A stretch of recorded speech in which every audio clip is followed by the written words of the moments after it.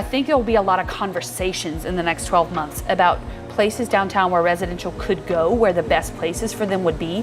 You're also going to see the old federal courthouse come online with 70 new units in a really neat historic building. We don't have that concept yet at that scale.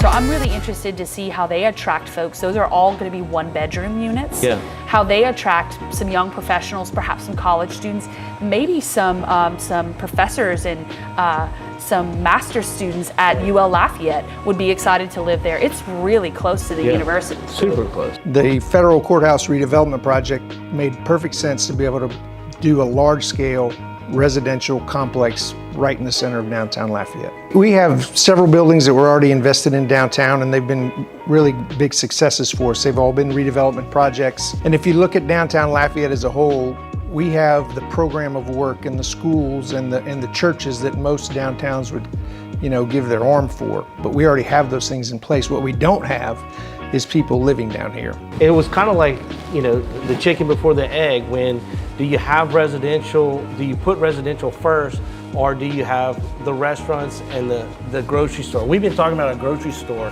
for decades, and we finally have it, and I'm super excited to have that right there off of Jefferson. So now, having the residential can support some of those businesses, and that was a big risk for some of these business owners to come downtown with the foresight of there will be residential. Exactly. That's how it started.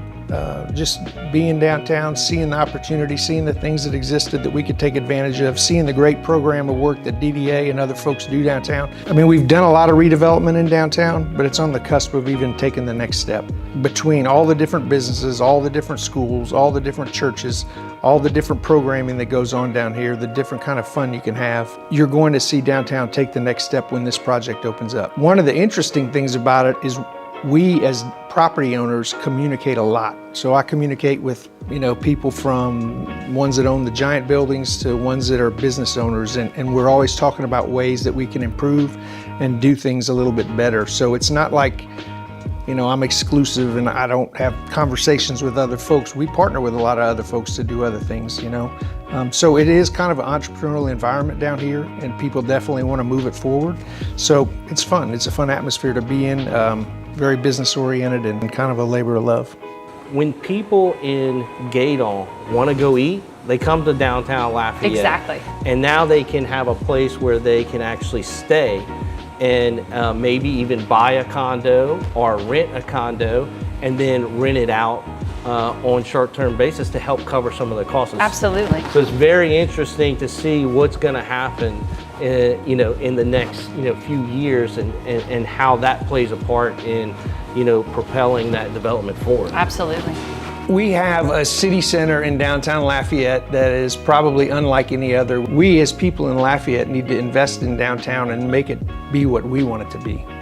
Make it have the character that we want, the long-term growth that we want. So, there's a younger generation of folks that are starting to invest down here. There's older guys like me investing down here. And I think when you put those minds together, we get a lot of really cool stuff done, and it's going to be really fun. And I'm looking forward to it. So come on down.